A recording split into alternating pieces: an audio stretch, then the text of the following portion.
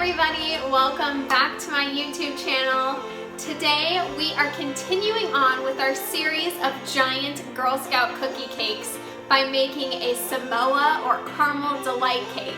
We will be making this cake using Bundt pans in which I made both a chocolate and a vanilla caramel. We'll be slicing both of those in half, putting it together to make one cake, filling it with actual Samoa cookies, chocolate ganache, homemade salted caramel. The whole thing is going to be frosted in a caramel buttercream and coated in toasted coconut. The Samoa or caramel delight is going to be our second of 3 different giant Girl Scout cookie cakes. Check my description down below for links to all of the recipes that I will be using today. Gather together all of the components along with a box of caramel delights or Samoas.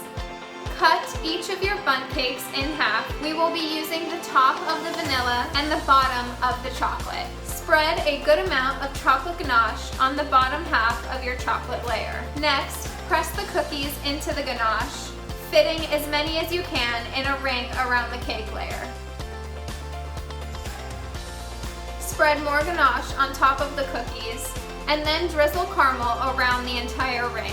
Top it off with the vanilla Bundt layer. Using a piping bag with a large round tip, pipe a thick ganache border at the base of the cake. Place the cake in the fridge to let the filling and base set, about 20 minutes. Now, using a piping bag with our caramel buttercream, pipe around and inside the center of our entire cake. Once covered, use a small offset spatula to smooth the buttercream and trace out the grooves of the cake. At this point, once again, let the cake set briefly in the fridge, about 10 minutes. Now we can coat our entire cake in the toasted coconut, leaving a little bit of space at the base where we piped our ganache border. Last but not least, fill a small piping bag with chocolate ganache and pipe the lines onto our giant Samoa or caramel delight cake.